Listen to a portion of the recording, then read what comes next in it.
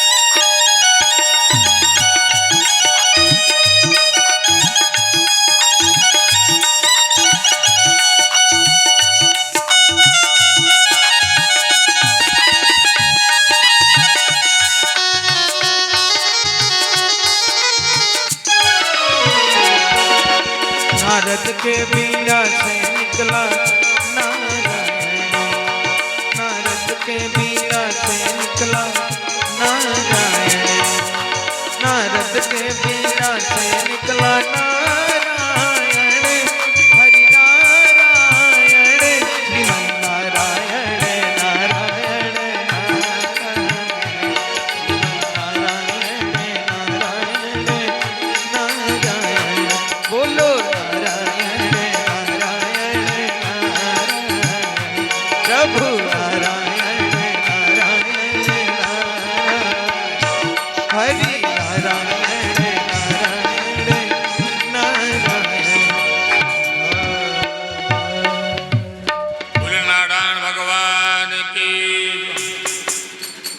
जब भक्त प्रहलाद के इस कीर्तन की आवाज हिरण्यकश्यप के कानों तक पहुंच गई। हिरण्यकश्यप आग बबूला होकर के आया और आकर के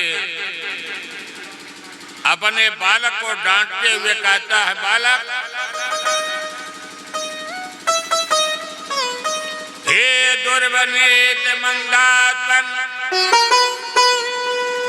कुल भेद कराधम, ऐतंबम भक्त्यातनोदभूतम नीति त्वाजमयम। हे दुर्वनीत, हे मंदात्मम, मेरे कुल में तुम कैसे पैदा हो गए हो कुलांगार।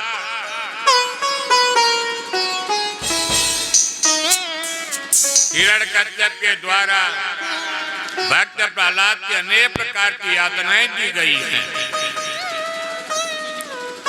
भगवान को विध दिया गया पर अमृत हो जाता है। हाथी के पैरों के नीचे डाला गया, वेद पे जाकर के तभी मित्र बन गए। नागों के बीच में ले गए भक्त प्रहलाद जी को, नाग भी भक्त प्रहलाद के मित्र बन गए।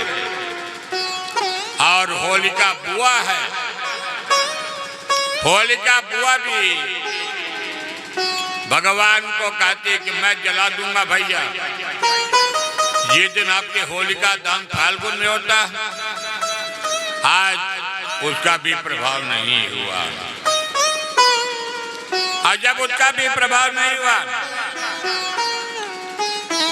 जैसे मीरा बाई को अनेक प्रकार की यातनाएं दी गई है चित्तौड़ के महारानी, पर चित्तौड़ के महारानी मीरा बाई ने अपने एक ही गिरधर गोपाल दूसरों न कोई, मेरे मुकुट मेरे पति कोई, मेरे कौन कन्हैया मेरे पति हैं, ये तब सांसारिक जीव जितने हैं मेरे पति मेरे पुत्र बंधु बांधव है। तो मीराबाई ने सभी को त्याग करके वृंदावन में आ जाती हैं।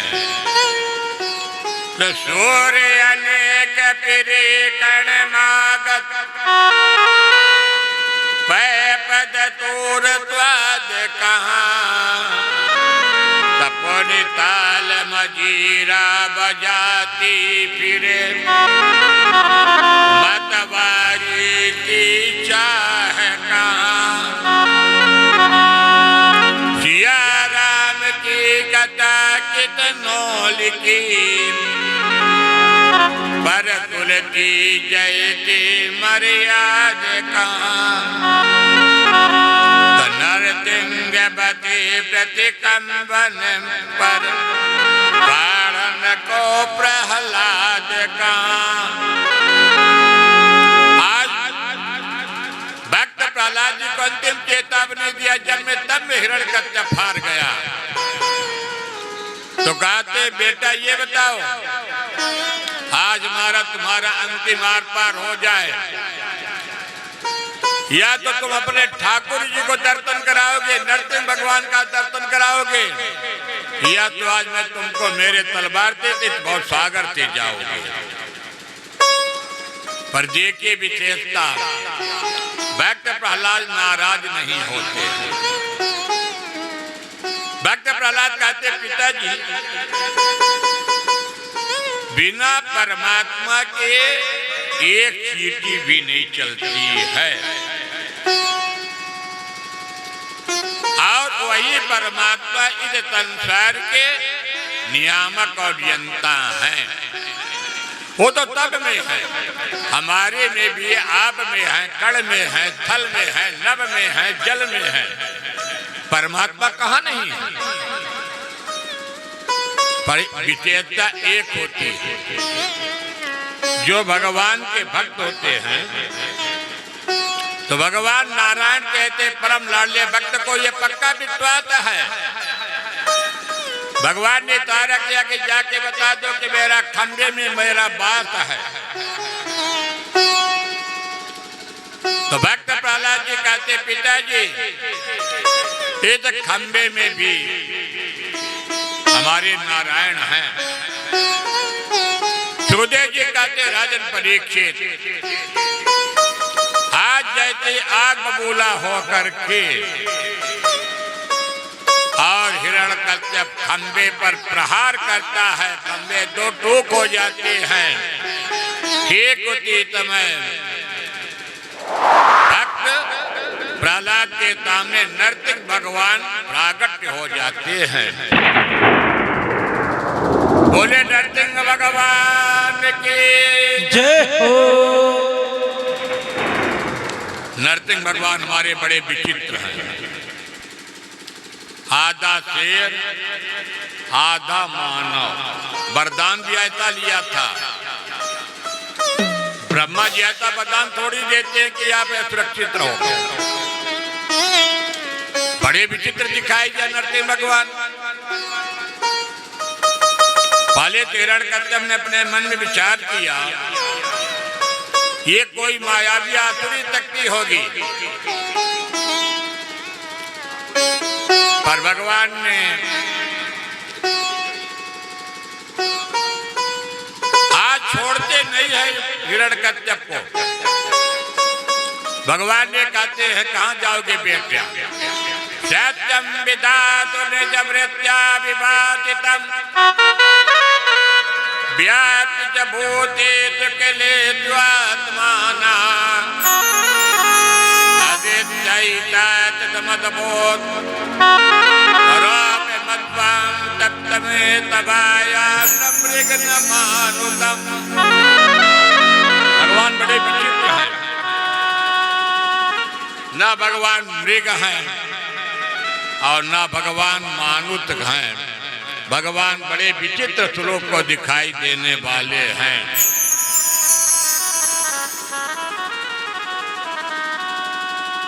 और भगवान नरसिंह हिरण्यकश्यप को जाकर के पकड़ लिया और भगवान ने पकड़ करके ये तुम्हें भगवान का प्राकट हुआ, तुम्हें गोधूली बेला थी।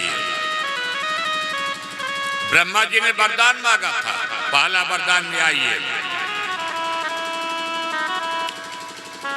ना मैं दिन में मरूं ना रात में मरूं। भक्त प्रहलाद के पिताजी हिरण्यकश्यप ने वरदान मांगा था, न दिन में न रात में। तो भगवान क्या बना देते? गोधूली बेला। गोधूली बेला के काम में नहीं आती है, पहला वरदान। न बाहर मरूं न भीतर मरूं। तो भगवान ने डेहरी पर बैठ करके हिरण्यकश्यप को पकड़ करके न जमीन में मरूं न ऊपर मरूं, भगवान अपने गोदी में स्थान दिए हैं। न अस्त्र से मरूं न शस्त्र से मरूं। भगवान ने कहा कि हिरण्यकश्यप ये भी देख लो, कोई अस्त्र शस्त्र नहीं है, 12 महीने भी न मरूं। भगवान ने कहा कि आज पुरुषोत्तम मास का पहला दिन प्रतिपदा दिन है, 13वां महीना। अब बताओ तुम्हारा वरदान सही कि मेरा वरदान सही?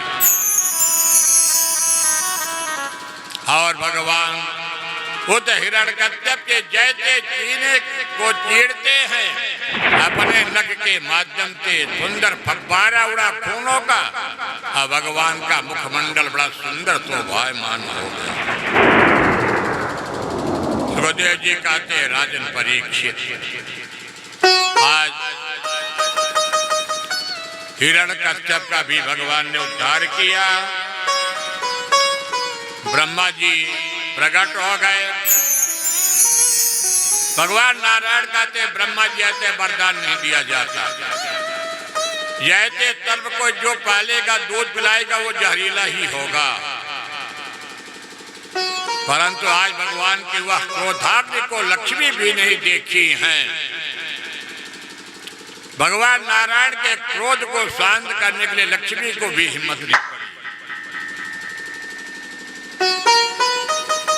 किसी देवताओं की हिम्मत नहीं पड़ी। तो जरा विचार करिए, भगवान का क्रोध कौन शांत कर सकता है? भगवान का भक्त। भगवान के कोई क्रोध को शांत करता तो भगवान का परम भक्त कौन? प्रहलाद जी। ब्रह्मा जी ने प्रहलाद जी को भेजा। क्रोध शांत करने के लिए पहली तरीका क्या है? भगवान के चरणों में साष्टांग दंडवत जाकर के लेट जाओ। और जब भगवान के चरणों में साष्टांग दंडवत लेटेंगे तो भगवान की आधा क्रोध, और प्रहलाद जी ने चरणों में गिर करके बड़ा सुंदर भगवान की स्तुति किया है। ब्रह्मा दया तुरगणा मुनयत चेता तत्वैकता नाम दया बचताम नराचेतं पुरुषगणैर्ना विविभं सोल्टिं मरहति हरिद्र जाति। भक्त प्रहलाद जी भगवान क्रोध शांत हुआ, और भक्त प्रहलाद जी भगवान के 12 गुणों से स्तुति किया है। पहला गुण कौन है?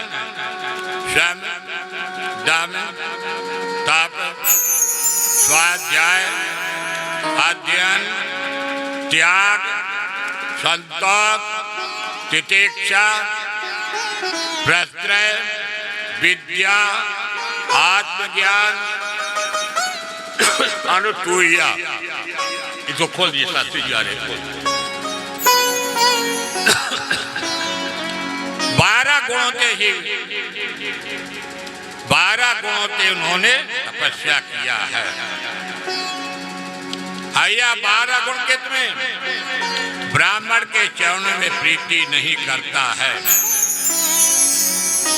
एक रात्रि प्रहलाद जी ने 12 गुणों से जाकर के भक्त प्रहलाद जी ने कुल वृंदावन बिहारी लाल की जय हो।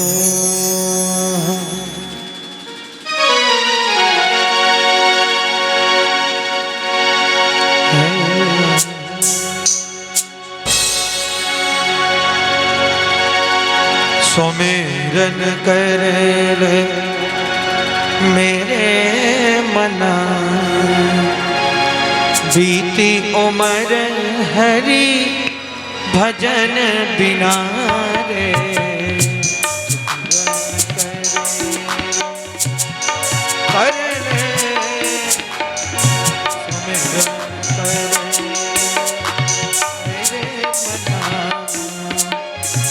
बीती उमर हरि भजन बिना रे सिमरन करे ले।